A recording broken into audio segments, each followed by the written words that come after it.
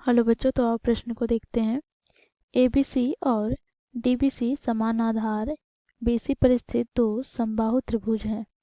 दर्शाइए कि कोण एबीडी बराबर है कोण एसीडी के। तो दिए गए प्रश्न की मुख्य अवधारणा की बात करें तो बच्चों यहाँ पर हम देखेंगे, यदि किसी त्रिभुज की दो भुजाएं बराबर हो तो उनके सम्मुख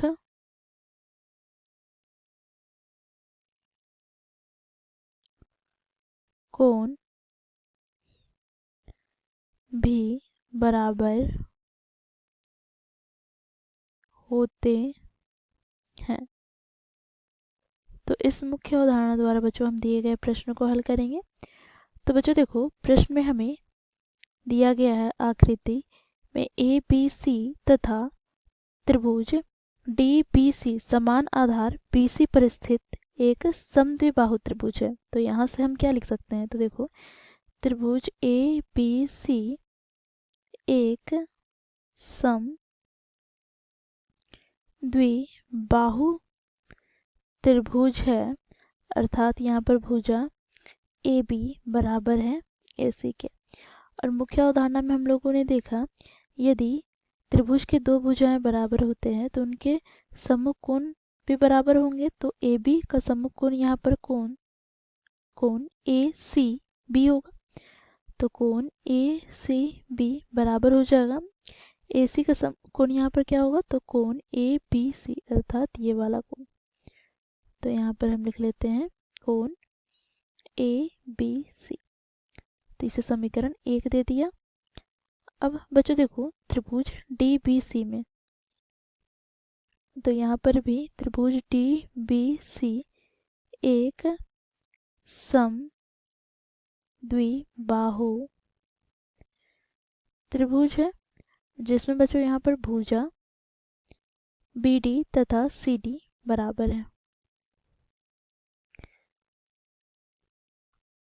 अब बच्चों देखो, पुनः हम यहाँ पर मुख्य अवधारणा का प्रयोग करके हम यहाँ पर क्या करेंगे, तो यदि दो भुजाएं बराबर हैं तो इनके सम्मुख कोण बराबर होंगे। तो बी डी के सम्मुख कोण यहाँ पर क्या होगा, तो बच्चों देखो भुजा बी डी के सम्मुख कोण यहाँ पर कोण डी सी बी। तो यहाँ पर हम लिखेंगे कोण डी सी बी बराबर हो जाएगा किसके, तो यहाँ पर बच्चों देखो सी डी के सम्मुख कोण कोण डी बी सी। अब बच्चों इसे हम समीकरण 2 दे दिए। अब बच्चों देखो, हमें यहाँ पर कोण ए पी डी को हम लिखना चाहें तो कोण ए पी डी को क्या लिख सकते हैं, तो बच्चों इसे हम दो कोणों के योगफल के रूप में लिख लेंगे। देखो कोण ए बी सी अर्थात इस कोण और इस कोण दोनों का योग है।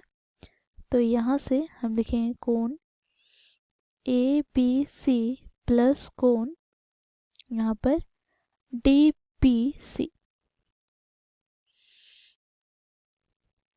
अब बच्चों देखो समीकरण 1 से कोण ए बी सी को हम क्या लिख सकते हैं, तो बच्चों देखो ये किसके बराबर है, तो कोण ए सी बी के। तो यहाँ से हम लिखेंगे कोण ए सी बी प्लस कोण डी बी सी को हम समीकरण 2 से क्या लिख सकते हैं, तो कोण डी सी बी। तो यहाँ पर हम लिखेंगे समीकरण 1 तथा 2 से। अब बच्चों देखो इन दोनों कोणों को योग करें तो कोण ए सी बी और कोण डी सी बी, तो हमें यहाँ पर कौन से कोण प्राप्त हो रहे हैं, तो बच्चों यहाँ पर हम देखेंगे तो यह कोण हमें प्राप्त हो रहे हैं इन दोनों को कोणों को योग करने पर। तो यह कौन सा कोण है, तो कोण ए सी डी। तो यहाँ पर हम लिखेंगे कोण ए सी डी। तो बच्चों देखो यहाँ से हमें कोण ए बी डी प्राप्त हो गया कोण ए सी डी के। तो बच्चों यही तो हमें सिद्ध करना था प्रश्न में। तो इस प्रकार बच्चों हम लोग दिए गए प्रश्न को मुख्य अवधारणा द्वारा हम प्रश्न को सिद्ध करते हैं। आशा करती हूँ आप लोगों को ये प्रश्न समझ में आया होगा। धन्यवाद।